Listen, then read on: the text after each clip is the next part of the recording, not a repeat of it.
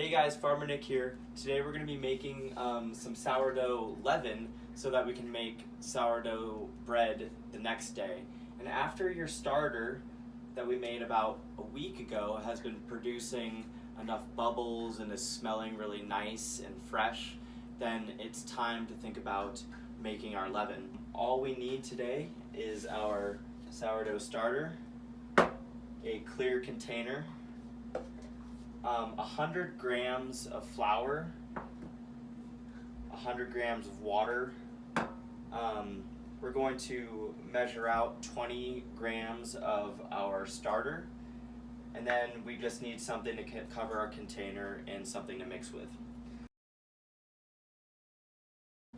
Great, and now we can mix together our leaven that we will let sit for about 10 to 12 hours in a nice warm spot.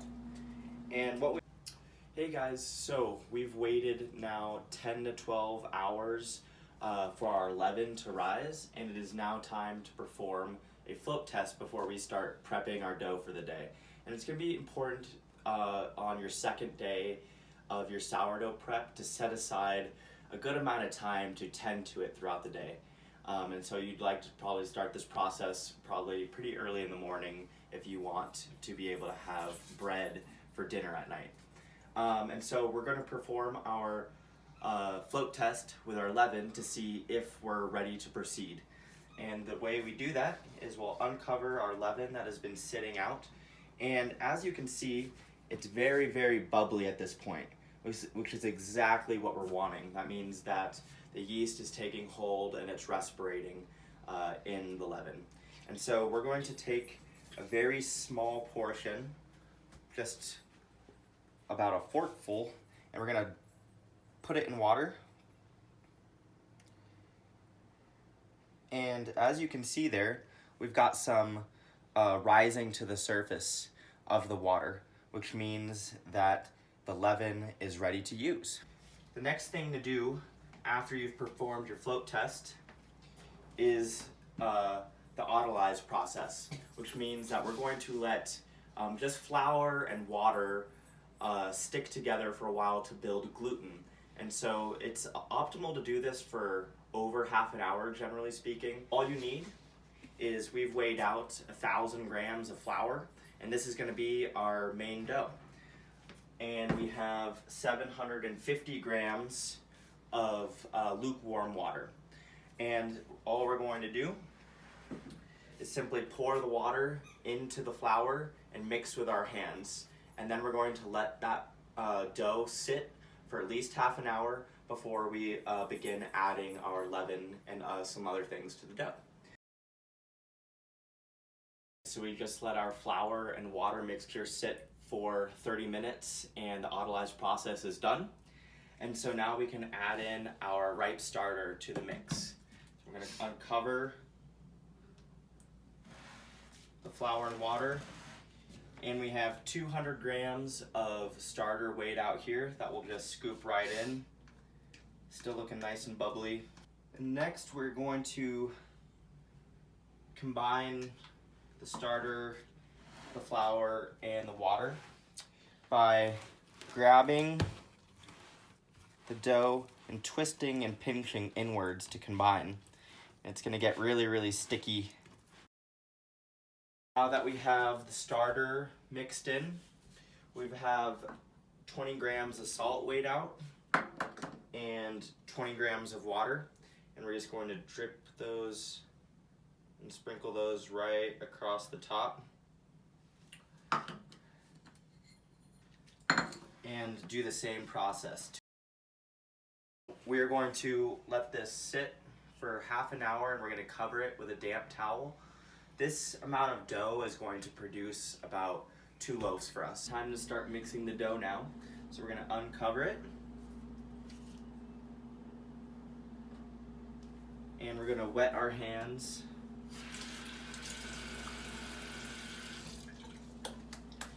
And we're going to check the time and mix the dough for 10 minutes.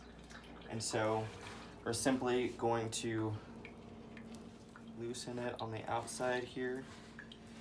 We're going to grab the dough, bring it up, and pull across and rotate. Grab, pull, and it's going to be very stretchy, and you want to test that stretchiness and keep folding it over and over each other, turning the bowl 90 degrees each time. Okay, now we've mixed the dough sufficiently for about 10, maybe even 20 minutes at this point, and we're going to perform a window pane test now to make sure that our dough is ready to move on to the next stage. And so we can grab about a golf ball gob of dough here, and you're going to use your fingers to carefully pry it apart, okay, in every direction. And you're going to hold it up to the light to see if you can see light pass through your gob, which we can without the dough tearing. And so this is looking pretty good to me. It's ready to do the bulk ferment process. So before we put it aside for an hour, we're going to pour our dough out onto a clean surface.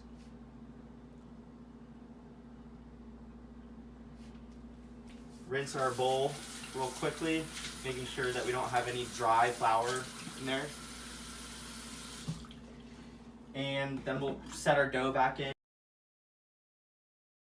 You can see that we've marked here with a little piece of duct tape where the dough currently sits. And as the yeast starts to become reactivated again while it sits out, we'll see that the dough rises.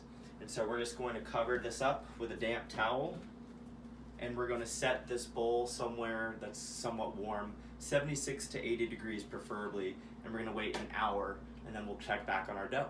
And now we're going to uncover it, and you're going to notice that it may be sticking to your towel a little bit. That's okay.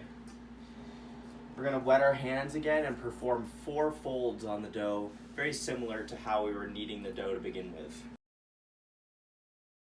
And we're going to repeat this process at least 3 times, all the way up to 7.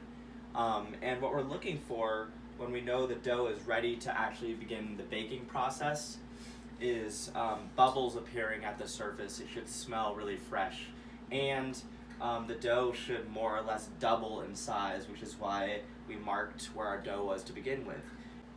All right, so we've folded the dough for about 5 hours now, so we've done folding 5 times. And when we remove our damp towel from the dough, we can notice there are some bubbles on the surface forming, and it smells quite nice and doughy. And since we've been doing this for folding for 5 hours, it's time to move on to the shaping process and letting it rise that way.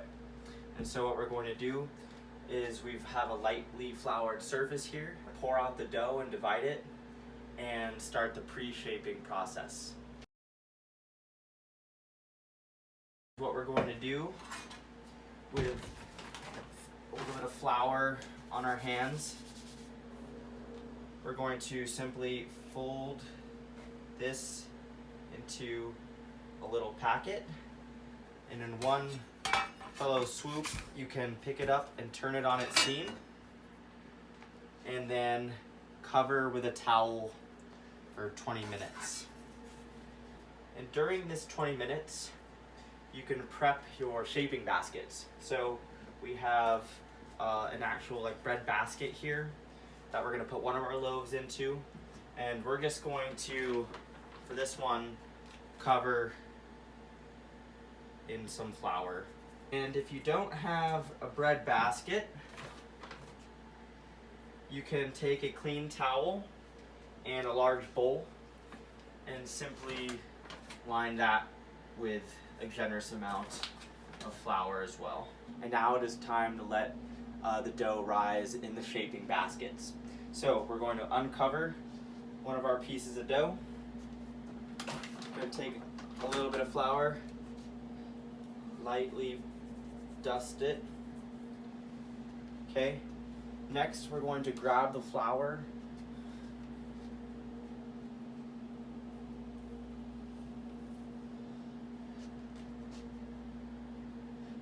and wave it like this, stretching it apart. And then we're going to fold in and fold in. And then we're going to do that again the other way. Then we're going to turn it over and we're going to, using some of the flour, twist it and shape it into a ball. After you've spun the dough, we're simply going to flip the dough into the basket, seam side up. Shape this dough pretty well at this point, so I'm just going to flip it here into our basket to rise, just like that. After the dough has been rising in the shaping baskets for up to 2 hours, it's time to see if our dough is proofed. Gently press a thumb about 1/2 inch into the dough, and if it springs back, that means that it's not quite ready. But if we do this again, we can see that this does not spring back. That means that we've forced some air out of that local part of the dough, and that tells us that the dough is proofed and ready for baking. So it's time to bake our bread loaf now, and I've preheated the oven to 500 degrees, and I just took our Dutch oven out of the oven. It was sitting in there for the last hour, warming in the 500 degree oven. And so I took it out and I sprinkled just a very thin layer of cornmeal into the Dutch oven to help lift the dough off of the bottom of the surface so it doesn't burn too easily. And so we're ready to bake. I'm going to uncover the dough, and we're simply going to try to flip it into the Dutch oven, being very careful not to touch the sides with our hands. And we're going to try to avoid touching the side of the Dutch oven with the dough as well. Try to put it in the center. We have our bread firmly in the Dutch oven now. We're going to sprinkle the top with a little bit of flour. We're going to cut a little line in the dough where it will kind of grow out of. It'll separate at that line, and it'll allow the dough to expand a little bit. So we're going to cut a line. We're going to cover our Dutch oven and put it into the 500 degree oven for 20 minutes. After 20 minutes, we're going to take the cover back off and turn the heat down to 450 degrees and then cook for another half an hour or till you see it start to brown. So our bread has been baking, and it is time to remove it from the oven. And we can take it out. And that is a good looking loaf of bread. You're going to want to let it cool for at least probably 20 minutes or so before you cut into it with a serrated knife on a cutting board. But that's really all there is to it. I hope you enjoy your sourdough bread.